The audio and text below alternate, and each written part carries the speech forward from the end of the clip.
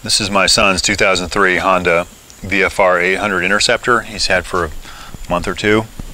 I was riding it last night and it stopped, shut off dead. There were some weird buzzing sounds. We got it home and noticed that it would crank but it wouldn't start. Opposite side turn signals would blink with a turn signal. It's very bizarre. Did a little research online, found out this blue connector can be a little sketchy sometimes. The green wire in here, I guess is a ground. I don't know what it grounds, but apparently a lot of important stuff. Could barely get this connector apart. Once we did pry it apart, that green wire was very corroded. So our workaround is just jump a green wire around it, and it starts up and runs fine after that.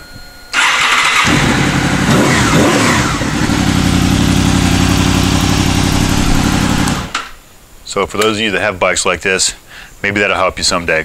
Thanks for watching.